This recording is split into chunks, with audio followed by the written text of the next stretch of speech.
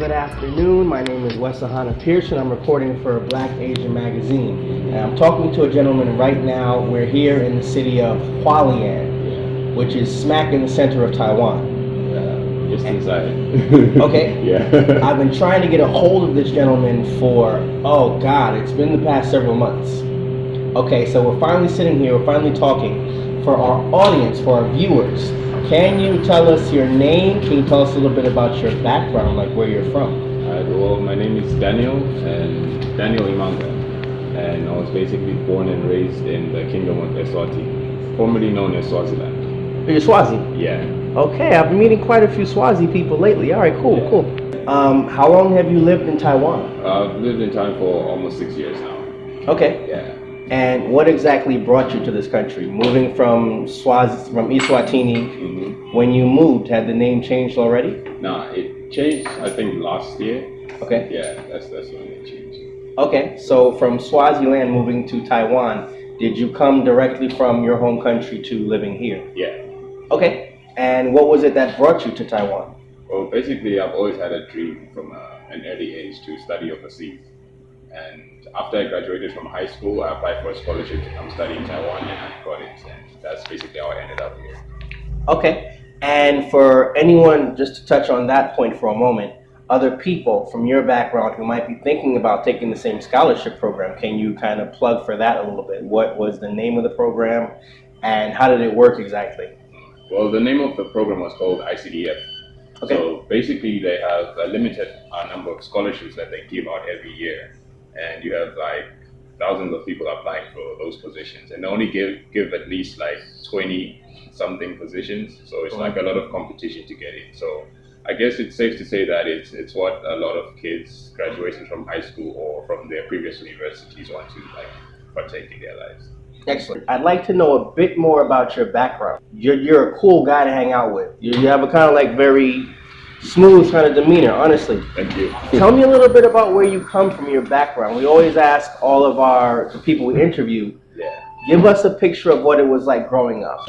Our children, our grandchildren are watching this. They're going to want to know who these people were who were sort of like pioneers who were just moving out to Asia when things were not as settled as they might be in the future. Yeah. Can you give us an idea of what it was like for you growing up back home? Growing up for me, I grew up around brothers.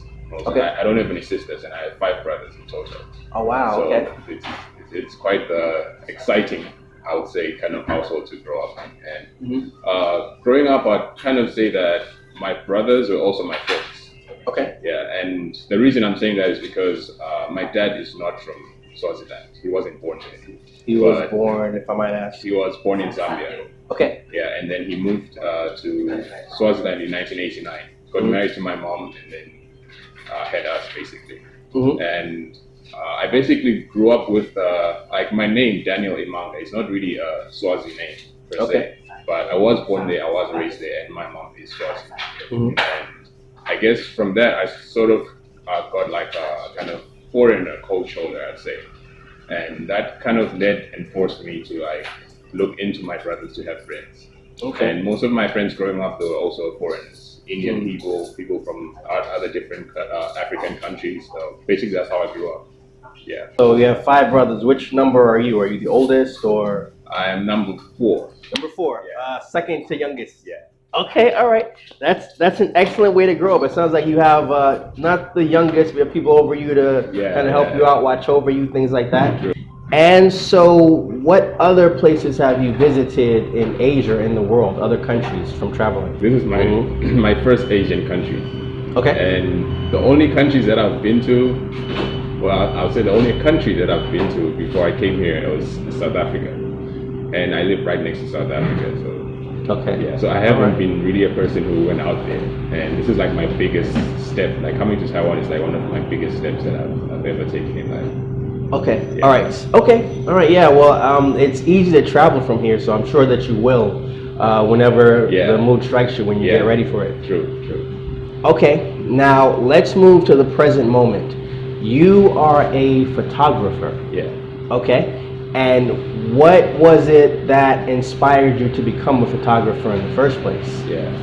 Well, I'll trace it back to when I was growing up. My dad is is an artist. I used to paint a lot, used to draw a lot, Mm-hmm. and I basically picked that up from him. And I used to draw as well, do some sketches, and I also like try to paint as well. Mm-hmm. And I realized that I had this artistic instinct in me, but I sort of shifted it to the side for the sake of my studies and everything. And basically, when I came to Taiwan and on my third year of university, I started hanging out with a lot of people that studied art, and then I realized that it's something that really resonates well with me. Okay. And that's when I started picking up photography, and I started shooting, and then I realized that this is really something that I enjoy doing, and it's a way of letting my creative energy out there, like putting something that is in my head, something that I feel, and putting it on film or putting it on digital photo. So, in your studies at university, was photography more of a hobby, or did you have formal training with the photography also? It started as a hobby, and everything I know now is self-taught. Okay. Influencers. Being a photographer, were there any other photographers or artists in general? You just mentioned your father. Yeah. Was there anyone else who you can cite as someone who inspired you to start doing this kind of art?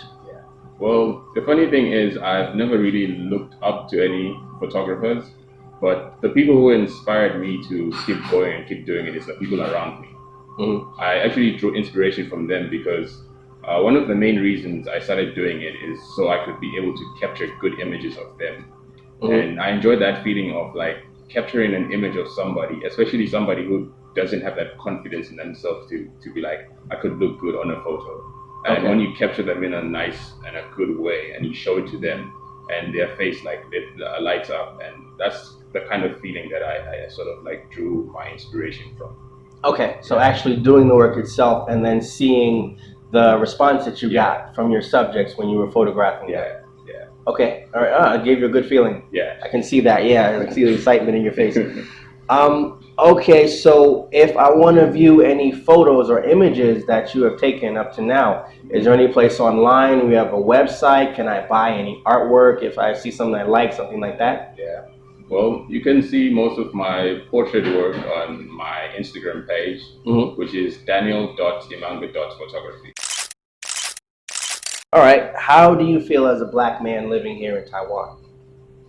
It's a new experience, I would say, and it's something that I wasn't kind of used to when I came here, but I sort of expected that there would be a change and a whole difference in the way of living that I was doing before and now. And I met so many interesting people in Taiwan, and you do get those people who are very interested in you, and that's mostly because of curiosity.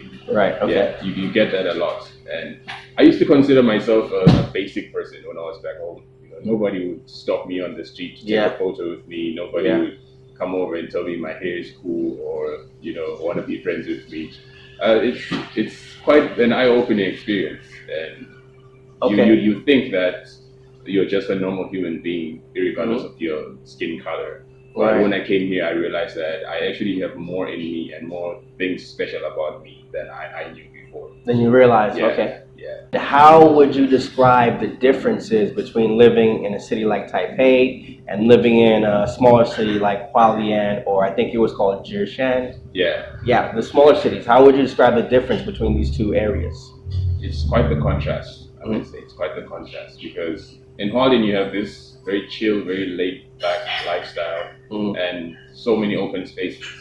And I feel like this is the place where I feel most liberated because it's almost similar to what I have back home. Because I really love open spaces. I love the mountains. I love rivers and valleys and stuff like that. And I feel like Hualien has all of those things. And when you go to Taipei, it's like more opportunities, like faster life. Yeah. But sometimes you feel like you can't really stay there for too long without feeling a little claustrophobic and stuff like that. So, but I really enjoy like going back and forth between these two places. Okay. Yeah. I say what makes this place unique is it's very rich in culture. It's very rich in culture. I had a period in life where about a year or two ago, most of the friends that I had were Aboriginals. Yeah, and it opens up a whole world of new experiences. Like you get to experience that culture that they had, and you learn so many things from it. It's certain things that you can't really get access to in other places in Taiwan. And here it's like it's natural, it's organic, like it just flows Mm-hmm. just like that. So I'd say like that's one of the most special things that I found about this place. Okay. Yeah. Can you tell me one thing that you very much enjoy about living here in Taiwan, in this area or Taiwan in general? The thing that I enjoy the most about living here is the people. Okay. Other people, maybe people who come from Eswatini, people from different backgrounds, other young black people Yeah. who want to travel the route that you travel, who Yeah. want to branch out. Yeah. A lot of Americans right now, especially black Americans, feel, as you said, claustrophobic. Yeah. And want to jump somewhere else other than America. True. What advice would you give them about the route they should take going abroad? If they want to leave their home countries, what would you say to them? Just do it. Just do it. Just do it. Okay. And to tell you the truth, when I applied for the scholarship and to study here, I wasn't even truly sure where Taiwan was located. But I just grabbed that plane and I left. I didn't even know where my school was going to be. I didn't know anyone. I didn't have any friends on the plane. I only had one suitcase, and I took that. I flew to Taiwan, and I've been here and I've met some of the most amazing people. I've experienced so much culture here. Like, you meet people from so many different countries. You learn so many things, and I believe that education is important, but I feel like traveling is also more. Equally or more. Sometimes more, but for now, let's say equally as important. Being brother number 4, yeah, right? It seems like you might have grown up kind of sheltered. You had 3 older brothers who were kind of watching over you. Yeah. And for someone who comes from a background that's a little bit sheltered, for me, if I was like that, I did the same thing. Maybe it comes down to the character of the person. Yeah. But a lot of people would say, no, I can't ever do that. I wouldn't even know how to just jump in head first. What would you say to the people who lack the confidence or who would be a little bit scared or nervous about jumping out of their comfort zone? I would say if you're not sure, just do it. Then you'll know if it works out or not. But if you don't do it at all, then you'll never know. Okay. Yeah. And I was sort of like a conservative person, or I still am. But sometimes I challenge myself to be like, go out and speak to people more, or go out and do things that are not in your normal of life. You know, that's when you discover the most valuable things. And I believe that life is all about experiences. Once you never do anything, you never get to experience anything. And if you don't get out there, then you're missing so many things that you could be able to experience. Okay. Yeah. All right. In a broader sense than just photography, in life. Yeah. Can you tell me something that inspires you in life? A person or a quote or something that you have chosen to live your life by? Can you think of anything like that? I think something, or let me say, what inspires me to keep going on in life and keep doing better are my parents. Okay. Yeah. My parents, they're not the wealthiest, but I've seen them like persevere in hardships. I've seen them keep smiling, even when things are going so horribly wrong. Yeah. And that has taught me so much. Growing up, like sometimes I used to be mad. I'm like, Dad, why are you still smiling? Things are not going good at all. But he'd always be this like positive person. You know, whatever happens, he always know that, you know what, there's gonna be better days than this. He'd always tell me that when bad things happen in your life, it's a sign that good things are about to happen. So that's something that I've lived by like basically my whole life. Okay. Yeah. All right. Can I ask, how old are you now? I'm 24. Okay, so you've been here since you were 18. Yeah. You just came straight out of high school and did your whole university here. Yeah. Okay, and you just recently graduated, is that right? Yeah, that's true. Okay. How do you feel now being a university graduate? I guess it's a great feeling. Yeah. I'll say one of the motivations that I had for school were I'd always like to do things for my family, especially my mom and dad. You know, I always wanted to put a smile on their faces, make them proud, because I understand all the sacrifices that they've made for me. And for me to be in a position where I can finally say that I graduated, it's a great feeling, and it gives me that kind of push to be like, I can go on there and like do everything else that I want to do, as long as I put my mind to it and I know that my family is like always backing me. So it's an awesome feeling. Okay. Yeah. your other family members, are you the only one who travels, or is it fairly common and normal? Have they ever been to Taiwan, or have they ever been out of Eswatini yet? I've been trying to get them to come to Taiwan, but unfortunately. Well, now it's not possible, but in general, they haven't taken the leap yet. No. Okay, so looking towards the end, wrapping up, is there anything you'd like to plug? Anything like you'd like to promote or talk about, or anything? The artwork that you had, of course, the link will be shared with everyone if they want to view the photography that you've done so far. Anything else you'd like to say, wrapping up towards the end? For the end, I'd like to say. First, I'd like to promote my work. I'm a photographer and also I'm a filmmaker.